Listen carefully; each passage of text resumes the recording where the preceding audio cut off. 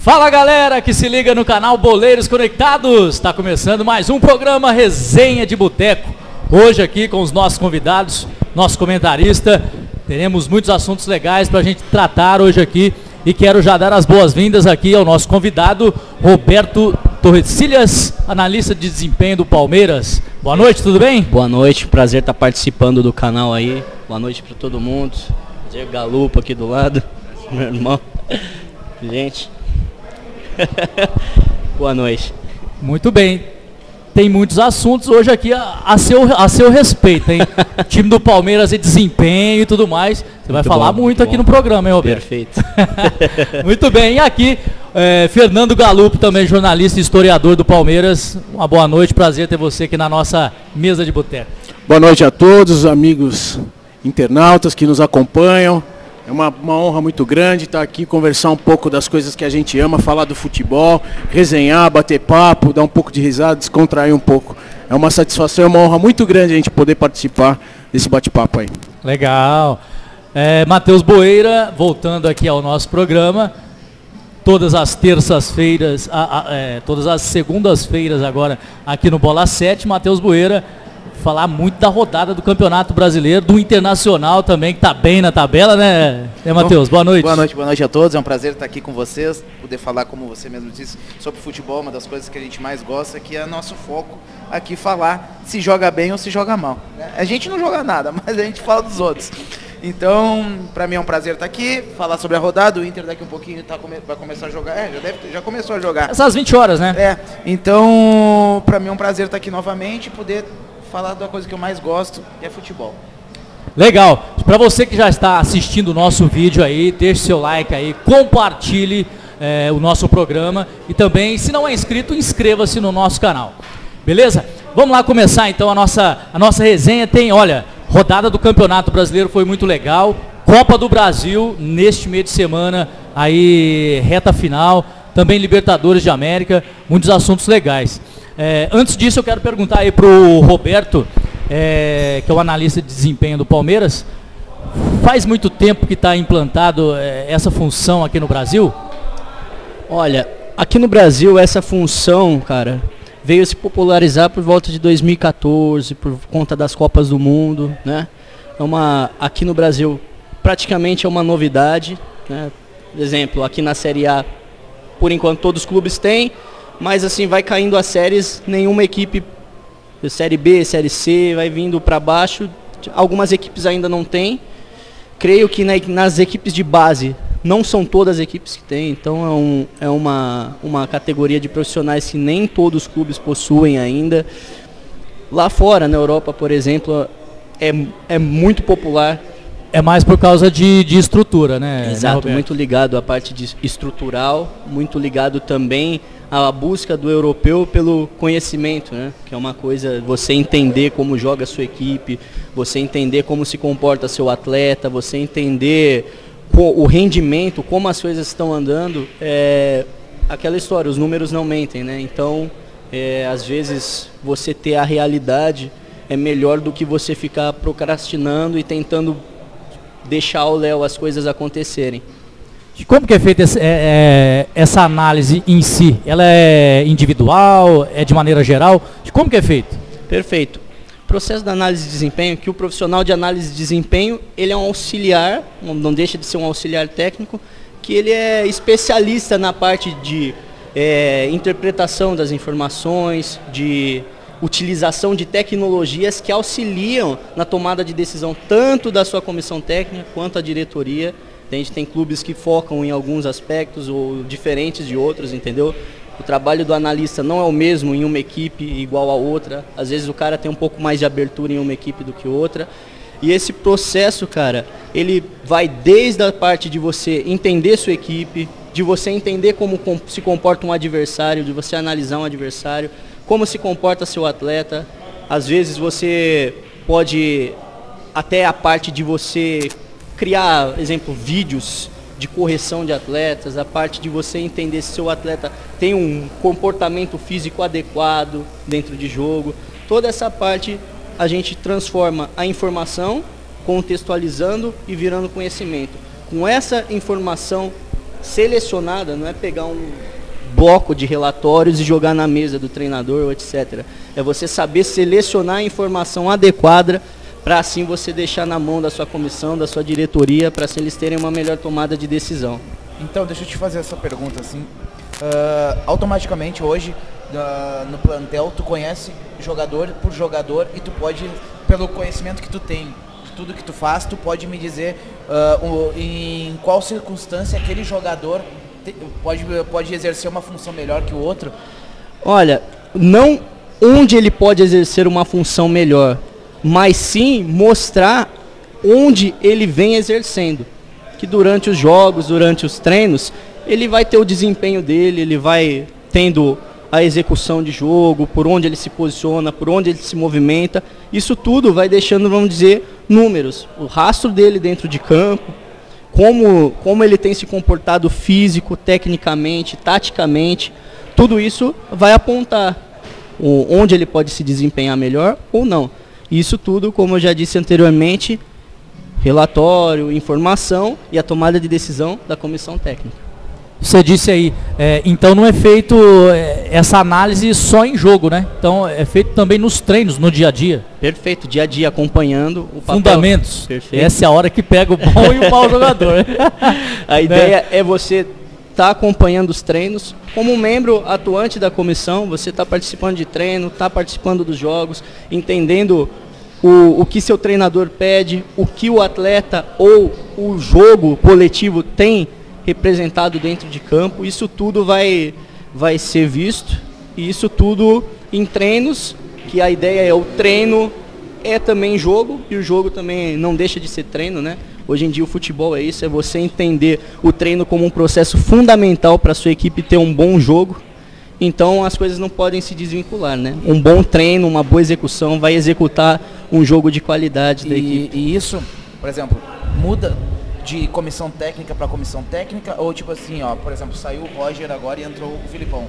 Tu já implantava esse sistema na época Cuca, Roger, ou isso vem de comissão técnica para comissão técnica cada vez que troca? Dentro do Palmeiras, a análise de desempenho é implantada tanto na equipe profissional quanto nas equipes de base. E sim, vamos dizer, é uma herança do clube, né? É algo do Palmeiras e todo o processo de análise é feito para a equipe do Palmeiras, entendeu? Pode ter uma adaptação ou outra pela informação que o treinador prefere receber diferente. Exemplo, na base temos o treinador Wesley, ele gosta de receber um ou outro feedback. Nas equipes de cima, pode ser que tenha um treinador que gosta de uma informação diferente, um detalhe diferente. Então isso vai se ajustando, mas o setor de análise é do clube. No passado recente, Roberto, existia a figura do olheiro, né? A figura do olheiro, que talvez seja uma visão romântica, né, desse trabalho mais apurado e analítico que hoje o analista de desempenho faz, nas categorias de base ou na equipe profissional. Basicamente, há ainda espaço para aquele profissional romântico do passado, aquele que tem a própria vivência e de conviver com esse lado mais técnico, com esse lado mais analítico. Como que você vê esse processo, né? A ciência na prática dos números frios, com a questão empírica da vivência, que no passado era o único olhar que se tinha, né, a respeito dos olheiros. E alguns são chamados de olhar clínico. Pois é, não, assim, por exemplo, antes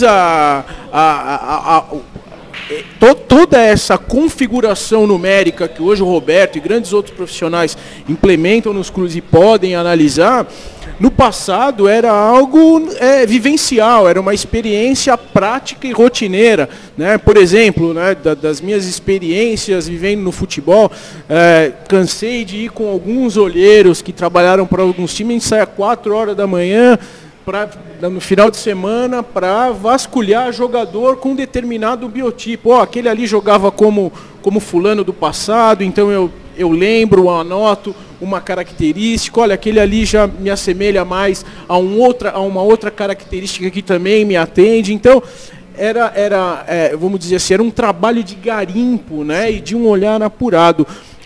Você acredita que as ferramentas que hoje você utiliza, elas extinguem esse tipo de profissional, esse tipo de olhar, vamos dizer assim, romanceado, ou ainda há espaço para um convívio? Pode ser um misto ou não, né? A ciência e a fé divididas, ou elas podem harmonicamente caminhar junto num processo que a gente sabe do futebol que é altamente profissional no momento? Verdade. Perfeito, Galopo. Eu creio assim que a experiência que seria a prática, e a parte, vamos dizer, científica, elas não podem se distanciar. Que ambos vão contribuir para o processo, e que eu creio que a contribuição, essa união de tanto a experiência prática quanto a experiência científica, essa parte mais analítica, ela sim vai auxiliar dentro de campo, seja para melhor tomada de decisão. Tudo isso dá para unir muito. A parte, como tu disse, dos olheiros, que lá fora eles são conhecidos como scouters, né? Que é o pessoal que avalia, vai a campo observar atletas. São profissionais que têm a parte científica muito bem alinhada com a parte prática, porque eles são profissionais que têm cursos, têm toda a capacitação, têm que ter carteirinha para estar atuando, e tem todo o conhecimento, parte de crescimento e desenvolvimento, mais ligado à educação física, a parte de observação comportamental. Isso tudo, na hora de você observar um jogo, seu olhar, ele vai ser diferenciado do que mesmo, vamos dizer, um cara que já está mais tempo assim e, vamos dizer, viveu mais pela prática. Às vezes, como tu disse, pela busca de um só biotipo, às vezes muita força dentro do jogo, mas vai faltar cabeça para o cara executar aquilo que a equipe está pedindo. Até porque tem alguns sistemas que auxiliam vocês também a isso, né? Perfeito. Hoje existem muitos softwares, muitos programas analíticos de futebol, empresas como Instat, uma empresa russa, o iScout, uma empresa italiana, que observam esses jogos e tem toda essa gama de informações. Até mesmo porque se tu deixar só por DVD, tu tá comprando gato por lebre, né? Que é só o que tem hoje. E hoje, acho que até a questão dos softwares, não só de hoje, porque também sou um fã inveterado, há também os Championship Manager, que são sim, programas, com certeza. de computador, enfim, que tem toda a simulação. Hoje é o Football Manager, enfim, que acho que é uma diversão de todo esse mundo da análise. Eu lembro de jogar esse tipo de fantasy, assim, há mais de 10 anos atrás. Isso ultra popular e é totalmente alinhado com o teu tipo de trabalho. Isso é até engraçado, porque tem o jogo de futebol FIFA, que é muito conhecido. Ele é a segunda Copa do Mundo, ou terceira, se eu não me engano, que ele acerta o finalista. E assim, acertou resultados como a eliminação do Brasil para a Bélgica. Então, você vê que realmente tem alguma coisa aí por trás que no final vai dar resultado, né? Contra a matemática não se mente, né? Não, com toda certeza. Aí exato. Até dentro de um campo real, né, como é o trabalho do Roberto e de tantos outros profissionais da análise de desempenho, nós amadores num mundo lúdico, né, que é do entretenimento, com esses jogos, FIFA Manager, Football Manager, Championship Manager, enfim, todos os outros fantasies que tinha, LFoot, ó, mais pressão, já tô entregando a minha idade. Esse é jogo talvez seja o dinossauro, né, daquilo que veio a ser a análise de desempenho, quer dizer, então uma coisa que era lúdica, né, que por vezes não era até visto, vamos dizer assim, com uma certa seriedade, e isso passa a se tornar uma rotina dos principais clubes do mundo. Quanto a tecnologia, tanto do profissional que está se debruçando no futebol de alto desempenho, como na nossa vida prática, no dia a dia, na nossa diversão, enfim, com essas ferramentas é muito interessante, porque todas essas métricas, né, que você bem colocou, enfim, dessas práticas, a hora que você foi formulando até a questão da popularização, né, eu acredito que isso também vem desses resquícios. Eu comecei a criar essa figura de linguagem, comecei a lembrar das minhas campanhas ultra invictas, os Championship Manager, Football Manager, mas enfim, isso é muito são ferramentas bem interessantes que a gente respeita muito, e toda a tecnologia vinda a ser de modo assertivo na vida prática das pessoas, seja no futebol ou em qualquer área da vida, é sempre importante. Com certeza, como ele próprio falou, né?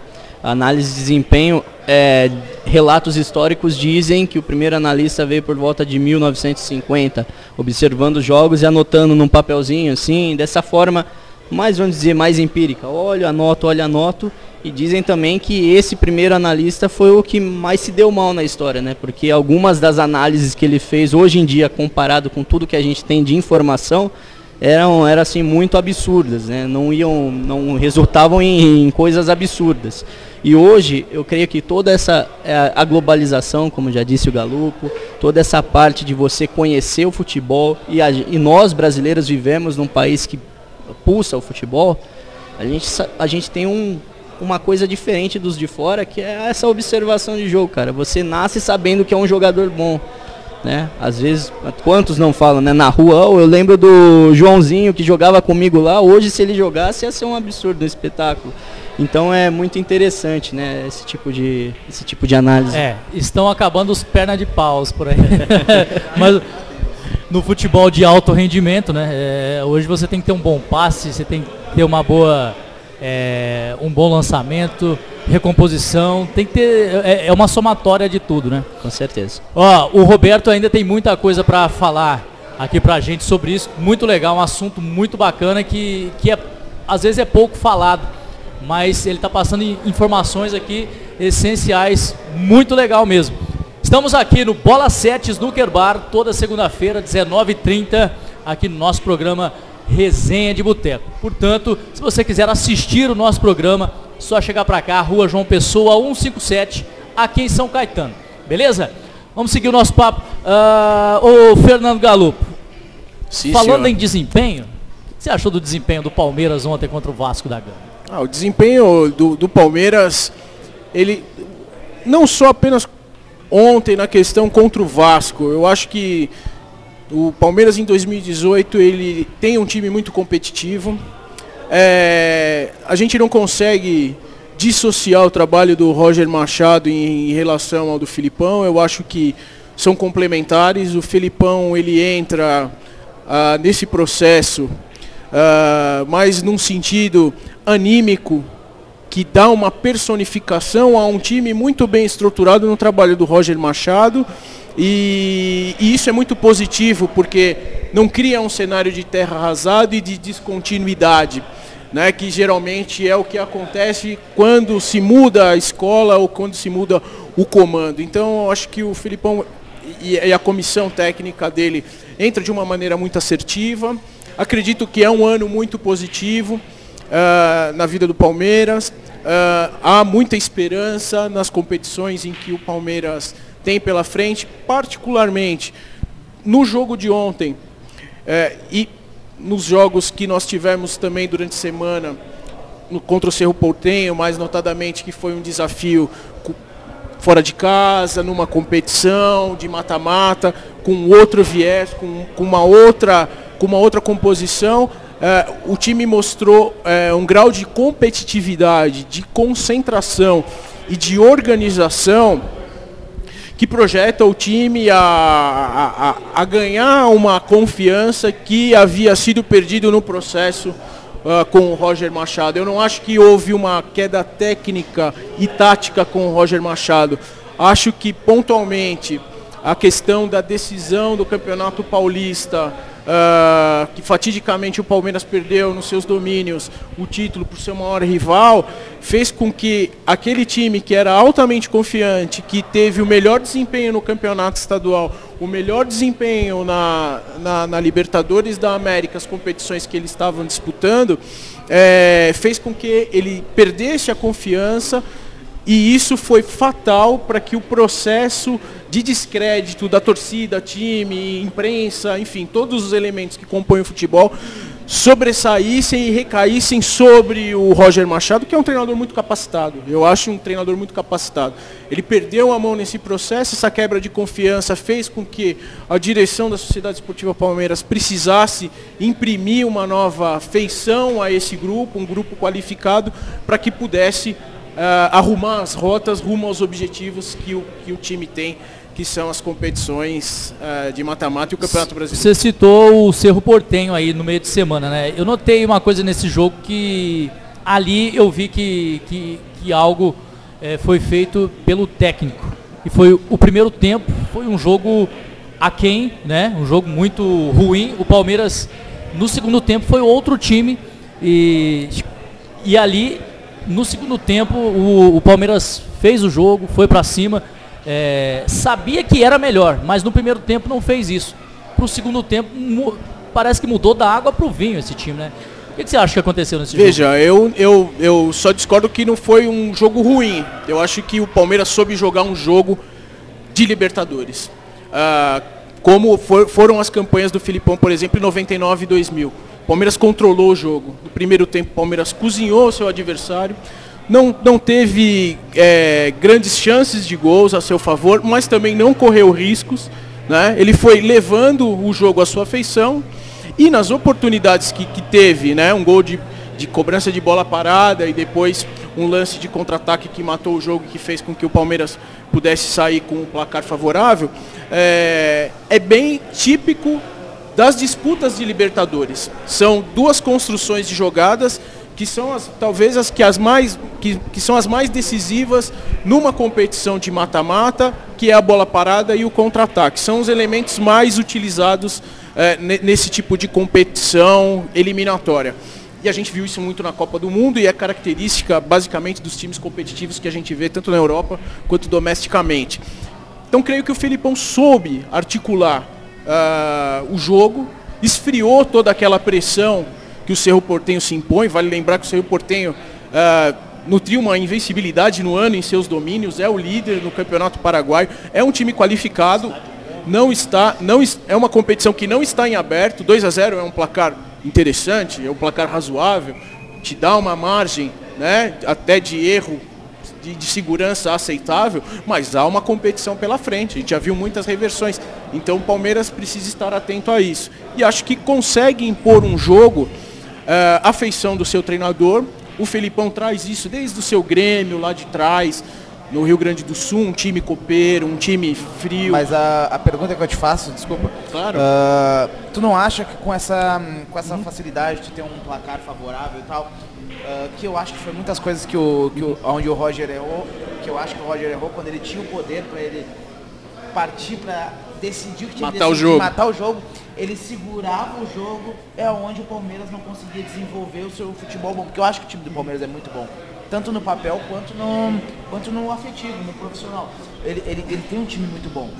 E voltando um pedacinho do Roger lá, eu acho que já diversos repórteres, diversas pessoas conhecidas do futebol já falavam desse jeito, que o Roger, parece que nas entrevistas dele já chegava um pouco anêmico, parecia que ele tipo assim, ó, ele não tinha aquela ênfase, aquela coisa que tipo assim, ó, quem manda sou eu vou dizer que é desse jeito, e transpassava isso muito nas entrevistas dele. Eu só espero que o Filipão não faça a entrevista do Filipão vai ser outra, isso eu tenho certeza, sem sombra de dúvida. Só espero que o Filipão, tendo poder de reação na mão, ele não retranque o time para que dê poder de ação ao outro time, porque o outro time é muito bom. Com toda certeza. E complementando, até resgatando uma fala do próprio Moisés pós-queda do Roger Machado após a derrota para o Fluminense no Maracanã. O Moisés teve a bola do jogo. Se entrasse, a história poderia ser totalmente diferente. Quer dizer, então as chances tiveram. Então, dentro de um plano técnico, tático, físico e mental, vamos dizer assim, as construções para que as chances de gols acontecessem eram feitas. Então, eu vejo isso como um mérito do treinador.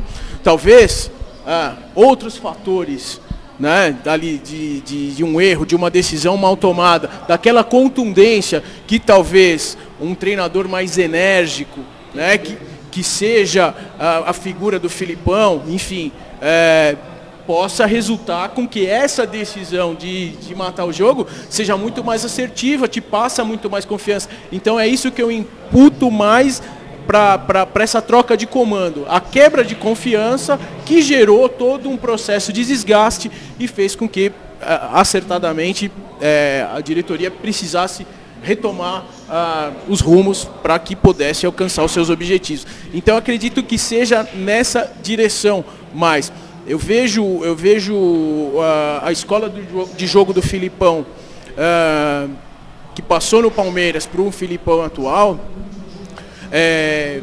com muito mais equilíbrio e com muito mais serenidade em relação às passagens do Felipão que ele teve anteriormente, 97, 2000 e depois 2010 a 2012. Eu sinto ele muito mais sereno, eu sinto ele mais lúcido, eu sinto ele mais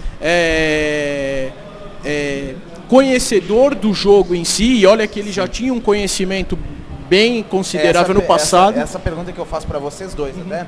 Que você sabe, nota-se que o Felipão ficou um tempo parado, claro, né?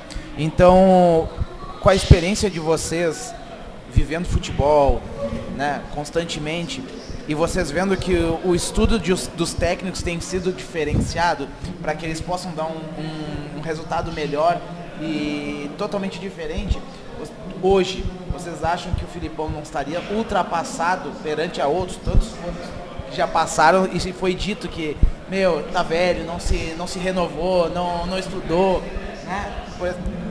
O que vocês acham dessa situação?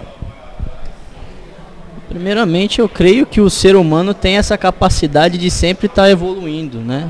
Eu creio que se você se propõe a uma coisa e a faz com toda a dedicação e com todo o teu motivacional, ela acontece. Então, nesse quesito, independente do tempo parado, independente do tempo que você não esteja atuando, você continua. Tua experiência ela não foi em vão. Tua experiência ela é viva. Então, tudo isso, com muito empenho, com vamos dizer, o ajuste certo, vai trazer sim bons resultados. Quem conhece futebol conhece também, né? E com esse departamento de análise de desempenho também, olha, o treinador também, ele tem tudo nas mãos, né? Então, até né, trazendo subsídios aos amigos, aos nossos internautas, ao Roberto e a todos nós que amamos o futebol, trazer alguns subsídios, né? Porque muito foi colocada a questão, né, de um treinador ultrapassado, talvez pela faixa etária ou pela última imagem que ele deixou entre nós. Mas vou trazer dados e subsídios, que isso é importante. Até para o trabalho do nosso amigo aqui. Manda lá, isso é importante. No século XXI, o treinador que mais títulos levantou, o treinador brasileiro que mais levantou títulos, chama-se Luiz Felipe Scolari. O treinador que mais venceu e atuou pelo Palmeiras em Libertadores da América, chama Luiz Felipe Scolari. O treinador na história do Palmeiras que mais disputou partidas em campeonatos brasileiros pela Sociedade Esportiva Palmeiras chama-se Luiz Felipe Scolari. O treinador que mais ganhou Copa do Brasil com o Palmeiras chama-se Luiz Felipe Scolari. Veja, se isso é ser ultrapassado, eu não sei quem é atualizado, porque essa biografia fala por si só. E eu respeito, como um homem ligado às questões históricas, apaixonado pela questão analítica, eu acho que essa questão da experiência, alinhado a um corpo científico, os mais capacitados, como o meu amigo Roberto e tantos outros que lá trabalham, fazem com que você une dois polos muito importantes e consegue criar um caldeirão para esse elenco que tem qualidade, ter referências mais sólidas. Não que o Roger não tinha. O Roger era um ultracampeão como jogador, teve bons trabalhos no Atlético, no Grêmio, enfim, tem um grau de conhecimento espetacular. Eu vi coletivas dele, outras situações dele conversar sobre futebol, extremamente lúcido, extremamente inteligente nas suas proposições, nas suas colocações, quer dizer, então isso não está descartado.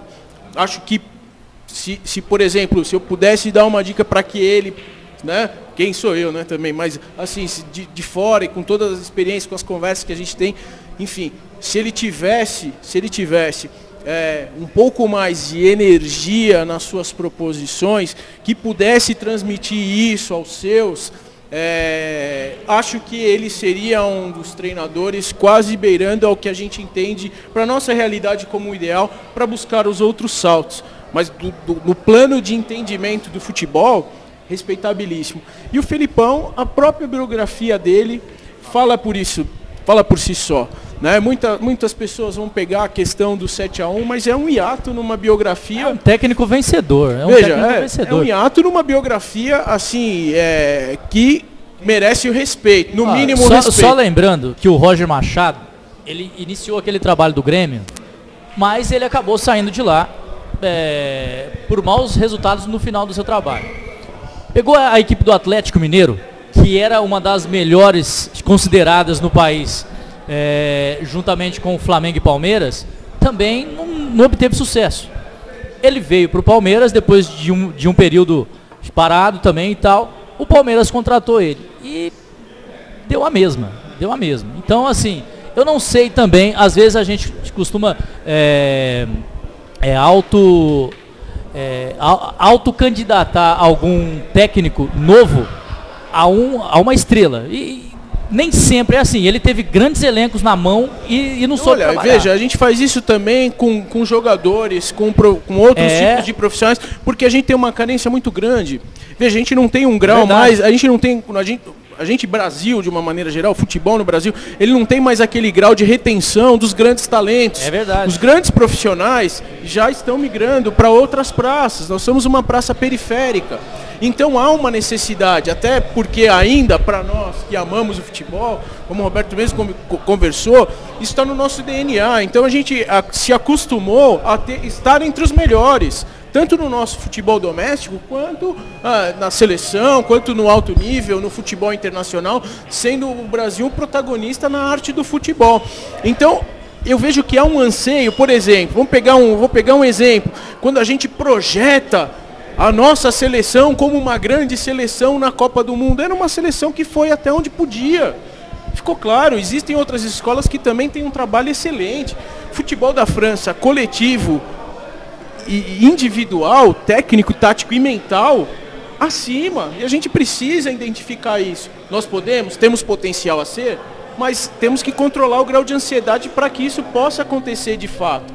Acho que há uma expectativa também isso em relação aos técnicos, aos outros profissionais que trabalham. A gente está num processo de transformação. E é um processo longo, que nos gera uma ansiedade porque a gente quer para ontem. A gente tem a necessidade de ver o Brasil e os nossos clubes entre os melhores. É que fomos mal acostumados, essa é a realidade. Exato. A gente sempre foi tentar... Exato. A gente foi sempre a escola para os outros. E hoje nós estamos sendo os alunos. A gente precisa ter a busca do equilíbrio e ter a humildade. Vou colocar o termo, não chega a ser a isso, mas vou usar esse termo. A humildade de reconhecer que há outras escolas trabalhando muito bem. Né?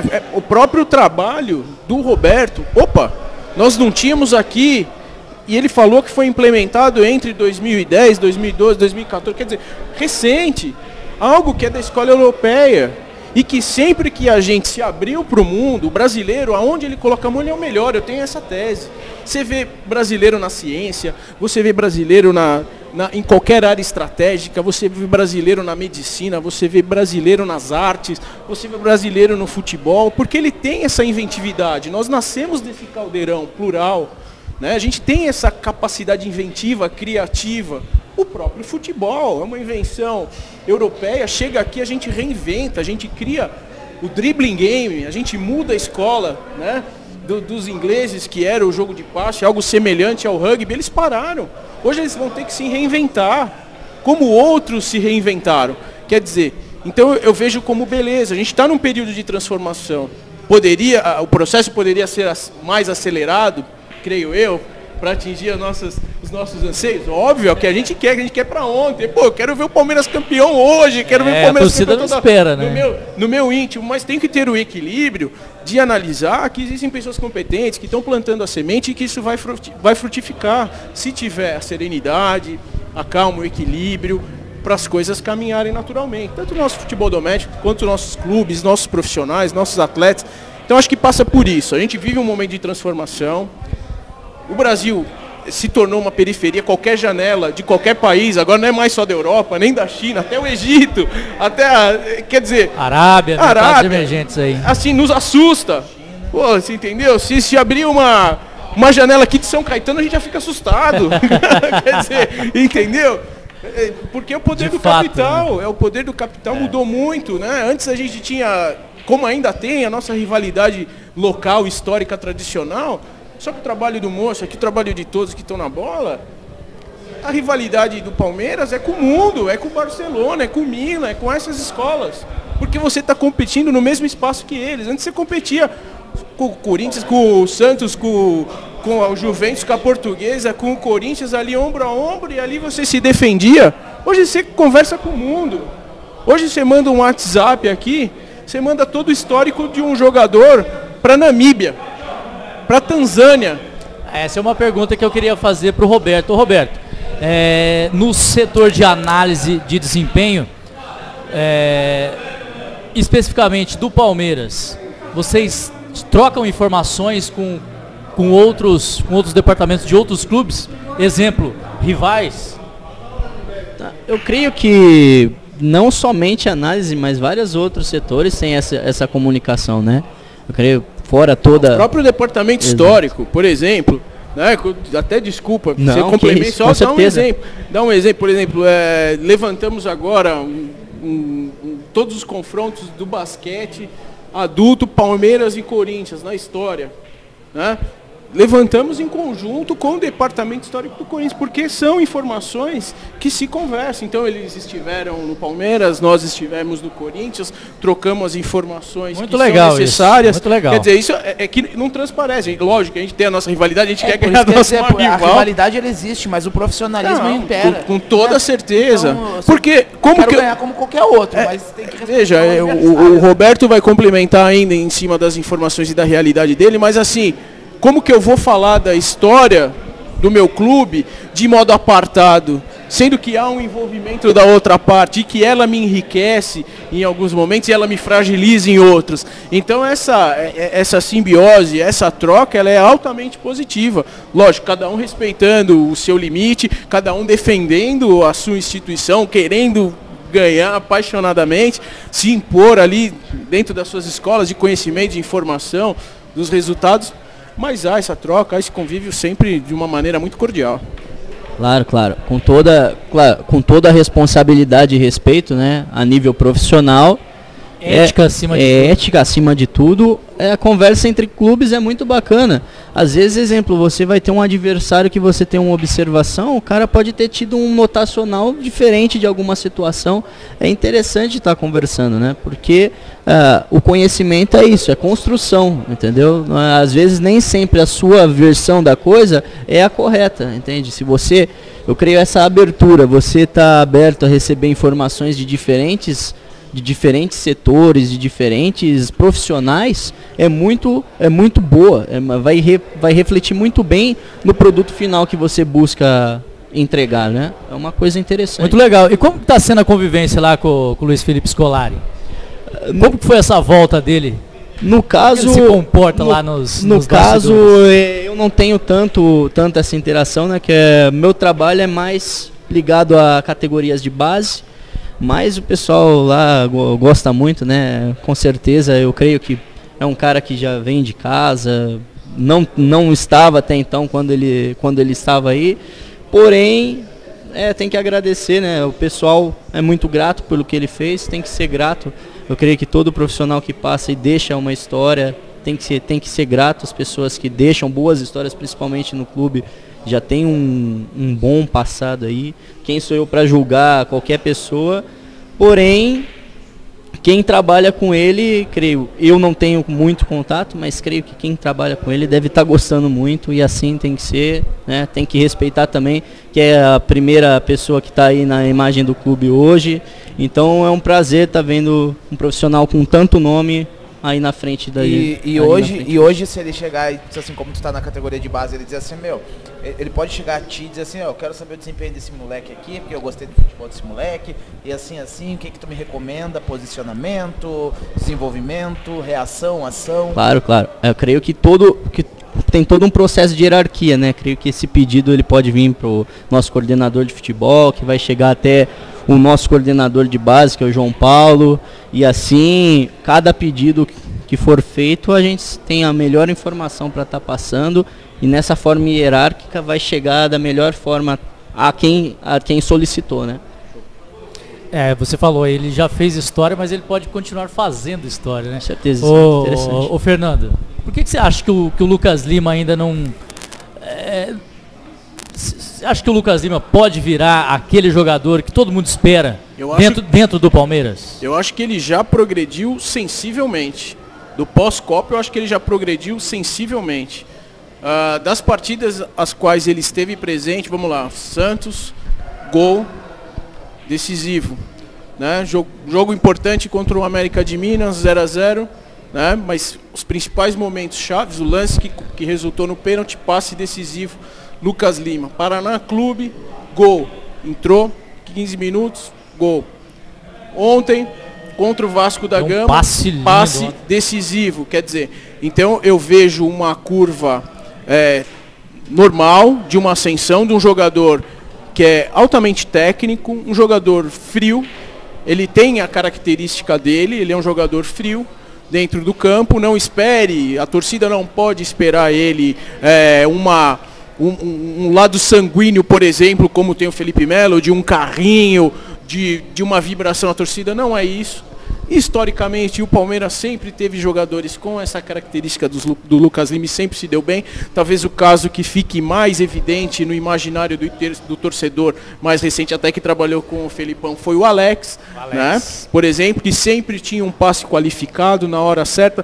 Até mesmo ontem na coletiva de imprensa do próprio Felipão, quando perguntado sobre o Jean, né, que faz um trabalho tático ali para que outras peças possam jogar, ele evidenciou muito isso, né? O Jean me faz um trabalho que deixa mais à vontade jogadores mais técnicos que possam produzir no momento certo uma jogada específica. Então eu vejo assim, há uma diferença em relação ao Lucas Lima pré-Copa, também talvez por um processo de adaptação, de muita exposição, talvez evidenciando que ele seja um super craque. Não é um super craque, mas é um jogador muito bom para a realidade que nós temos atualmente e que vai ajudar e já está ajudando o elenco do Palmeiras para as competições e para os desafios que o time vai ter pela frente. Mas vejo ele em evolução, não acho que ele ainda atingiu um patamar que talvez ele mesmo deseja, aquilo que o torcedor espera, mas vejo em franca evolução. Nas oportunidades que ele teve, acho que ele foi muito bem, com passes, com gols, dando uma dinâmica. Ele fez um jogo muito legal também contra o Boca Juniors, né? Propriamente contra o Boca. Ele teve a chance do gol, mas a própria dinâmica dele ajudou, né? Isso no pré-Copa, mas acho que no pós-Copa, ele está entregando mais, vamos dizer assim, ele está entregando mais para a equipe. A individualidade dele está sendo mais positiva para a equipe, tanto com passe quanto na formulação do jogo, né? Vale lembrar também que mesmo com a saída do jogo do Roger para a entrada do Filipão, mudou-se um pouco a característica desse meio campo do Palmeiras, né? Que trabalhava com tanto ele ou o Scarpa ou o Dudu mais abertos pelo lado. O Filipão gosta de utilizar tanto o Scarpa quanto o Lucas Lima um pouco mais centralizado, junto com o Moisés ali, quer dizer, então tem uma dinâmica diferente e tem uns ajustes, né? O primeiro tempo propriamente do Lucas Lima ontem, ele ainda estava um pouco receoso para achar a sua posição, até pelo ajuste de marcação do Vasco, e pelo posicionamento do Scarpa, que também estava variando ali pelo meio, então estava um pouco congestionado. Mas a partir do momento da infelicidade que o Scarpa teve a lesão, a entrada do Johan, que ficou estabelecido, ele quase como um ponteiro para ter aquele escape de velocidade, e o Lucas Lima mais centralizado, o jogo do Palmeiras cresceu e o jogo do Lucas Lima cresceu. Então acho que isso ficou bem evidente, assim, tipo, para a comissão técnica, para quem viu o jogo, enfim, para quem analisou o jogo. Acho que esse é um entendimento que está tendo e que se tem em relação a faixa de campo que ele pode produzir, aonde ele pode produzir, tanto individualmente quanto para o time. Então acredito que é um jogador que ele vai te entregar mais num processo. E é um jogador que tem um contrato extenso com o Palmeiras, que vai te entregar. Não adianta a gente cobrar em 6 meses e fazer uma avaliação que em 6 meses ou ele é um gigante ou ele é um derrotado. Isso é muito passional. O Palmeiras a torcida cobra. Veja, mas isso é uma característica do torcedor. Mas é normal. Assim, o Palmeiras é um clube passional, como grandes clubes brasileiros são clubes passionais. O Palmeiras é um clube muito passional, né? Então, o jogador do céu ao inferno é questão de uma vírgula, né? Não só dentro, como como fora de campo também, porque é um torcedor que vive intensamente o clube e de uma maneira visceral. Então, tudo, até coisas que eu falo aqui, ou me amam o que eu estou falando, ou vão me odiar. E tem que saber conviver, entendeu? E tem que saber ir para frente, tem que ser claro, tem que ser lúcido, colocar as suas posições e saber caminhar. Eu acho que o Lucas Lima é um grande acerto na vida do Palmeiras, é um jogador que está em franca evolução e que vai entregar muito para a torcida e para o clube, mas não tenho sombra de dúvida. É um jogador que não tem como errar. Um outro exemplo que a gente estava conversando aqui fora, por exemplo, o zagueiro, o Luan. Eu era uma das pessoas que todas as diretorias que passavam era um jogador que quando não estava no Palmeiras, eu gostaria de vê-lo no Palmeiras, por tudo que ele entregou em seleção olímpica e no Vasco. Um grande zagueiro. E eu ficava me martelando, não é possível que esse cara não vai vingar, que esse cara não vai vingar. Ontem, numa proposta de um time mais posicionado, mais organizado dentro de um sistema defensivo, foi o maior homem em campo. Ele fez uma partida muito boa, de um zagueiro de nível, que lembrou a melhor fase dele. Quer dizer, talvez tenha uma questão de confiança, de tática, de técnica, de posicionamento, quer dizer, então não é que está tão errado. Então acho que tem que dar tempo ao tempo. Né? Tem que dar tempo ao tempo. Eu vou pegar um exemplo histórico, já que a minha vocação é histórica, mas vou trazer um lado lúdico, Roberto, da vida palestrina e amigos. Né? Ademir da Guia chegou no Palmeiras, menino, em 1961. Foi estourar em 63. 2 anos. Comeu banco, foi para time aspirante. E sempre havia mas... E tinham pessoas lá dentro do clube que conheciam futebol e que sabiam do que podia ser, que bancaram. Dá tempo. Que bancaram. Por exemplo, no contexto, em 63, foi campeão paulista. Você tinha um time com Tupanzinho, Servilho, Gildo, craques. E o presidente do clube bancou, qualquer um está à venda, menos o da Guia. E deu no que deu. Eu acredito nesse tipo de sensibilidade. Eu acredito nesse tipo de Nessa época trabalho. Você acha que tinha menos cobrança que hoje por resultados? Não. Veja, cobrança num clube da dimensão do Palmeiras sempre existiu. Time grande não pode ficar 2 partidas, quiçá 3, sem uma vitória. Essa é a premissa número 1 de um clube do tamanho do Palmeiras. Independente de ganhar título ou não ganhar título. Eu estava cobrando aqui meu amigo Roberto, antes de começar o programa, porque o Sub-20 tomou uma virada do maior rival num jogo de fase, no sábado. É inadmissível. Eu quero ganhar dos caras, toda hora, no Paro Ímpar. Eu quero ganhar dos caras. Você entendeu? É isso. Como tem que ser. Sempre teve. Então isso está no nosso DNA. Isso que faz a grandeza dos principais times. E olha, esse ano nós podemos repetir aí a quartas de finais da Taça Libertadores de América. E inclusive era o Filipão naquela época, né? Entre Palmeiras e Corinthians, né? Coisa mais bonita. Você acha que Palmeiras e Corinthians coisa mais bonita do mundo. Quartas? Veja, eu nasci para jogos desse tamanho. Eu sou um palmeirense que eu nasci para ver Palmeiras e Corinthians todo dia, toda hora. É meu maior rival. Eu gosto de jogar com eles, ganhando ou perdendo. Se o destino nos pregar a oportunidade de nos encontrarmos na Libertadores, eu sou o homem mais feliz do mundo, eu quero eles. Toda hora. Se eu ganhar, eu sou o homem mais feliz do mundo. Se eu perder, eu tô arrasado. Mas você acha que acirrou ainda mais o Campeonato Paulista agora? Não. Até você citou isso que o Palmeiras perdeu dentro da sua casa e tal. Veja, pra mim doeu tanto o Campeonato Paulista quanto esse jogo do 4-3 do Sub-20. Como doeu um jogo do Mamadeira, ou como eu fiquei feliz ganhando do Paro Ímpar no jogo de botão. É uma rivalidade que está acima de uma competição, de uma taça, de um evento. É nós contra eles, cara. A gente não se mistura, é óleo e água. Entendeu? É isso. São os dois lados de uma mesma moeda. Nunca a gente vai estar correndo junto.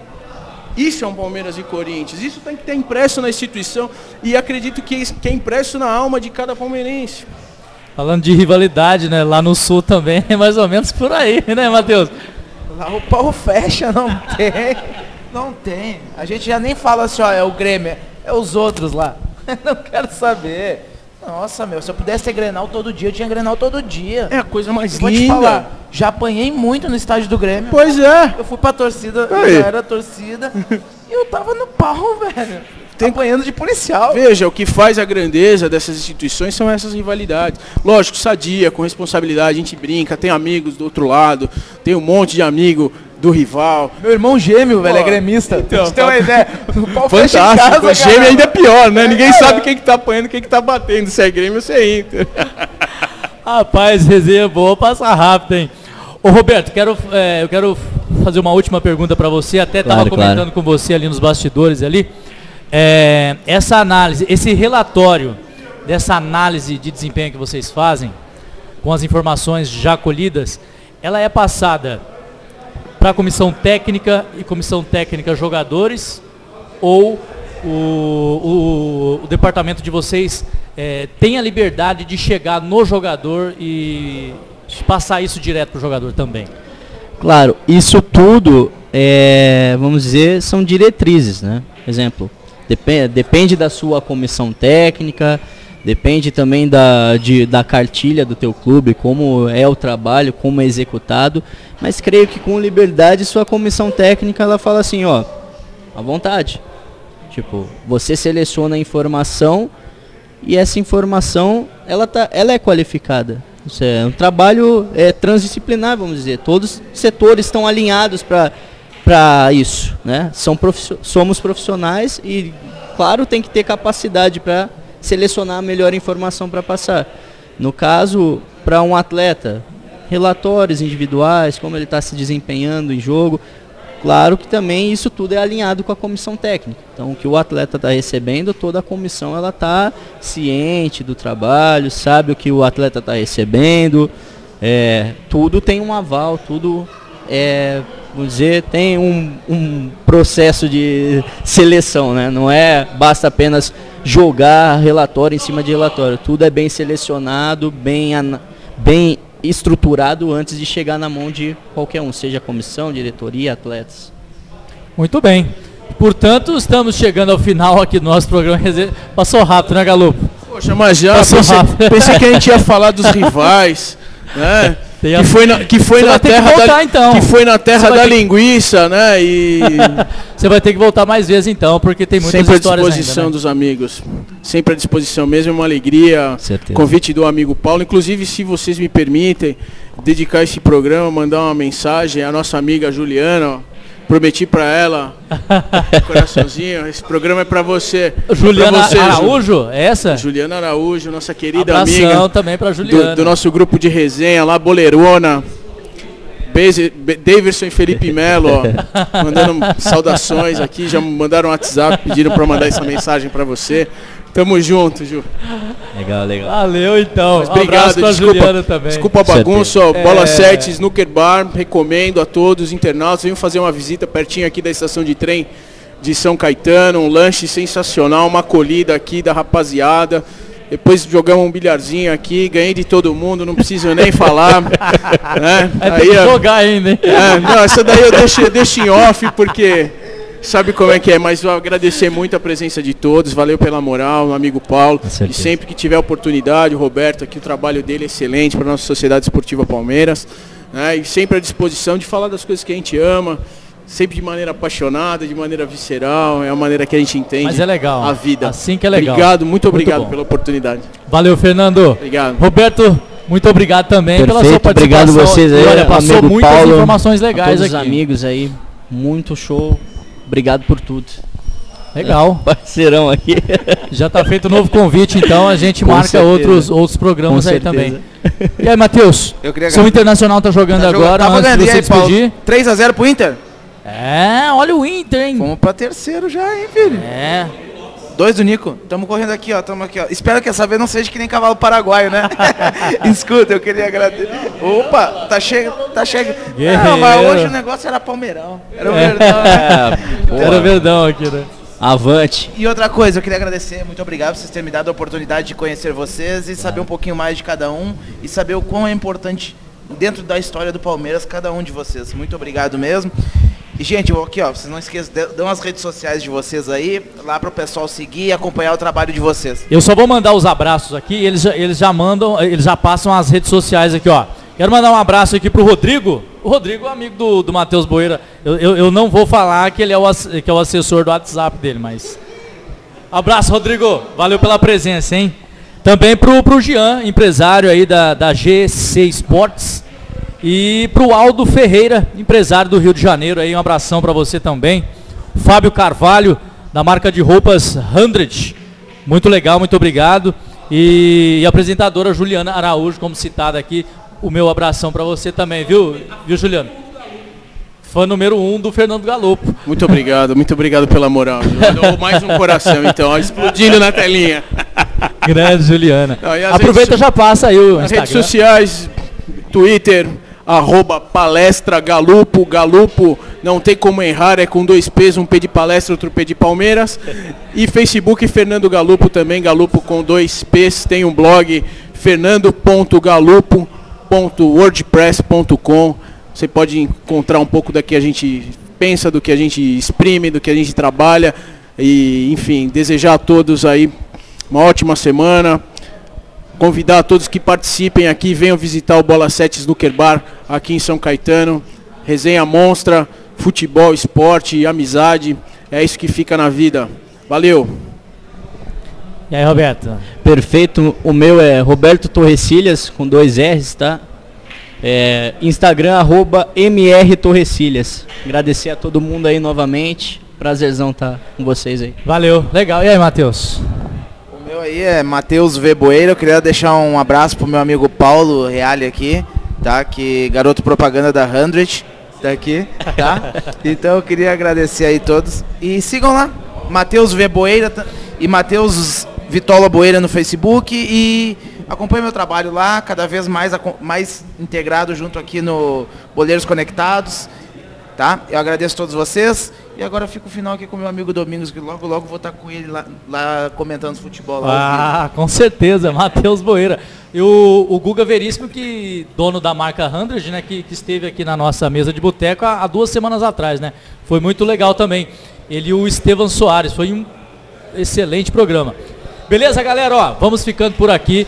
Toda segunda-feira aqui no Bola 7 Snooker Bar, Rua São Caetano 157, para você que quer assistir o nosso programa Resenha de Boteco, é só vir para cá, participar junto com a gente também, é muito legal. Então, toda segunda-feira, 19h30, aqui no Bola 7 Snooker Bar. Para você que nos assistiu, deixe seu like, compartilhe aí o nosso programa, aí nas suas redes sociais, e também, se não é inscrito ainda, inscreva-se no nosso canal e acompanhe todos os nossos programas Resenha de Boteco. Beleza, galera? Ficamos por aqui e até a próxima semana. Valeu!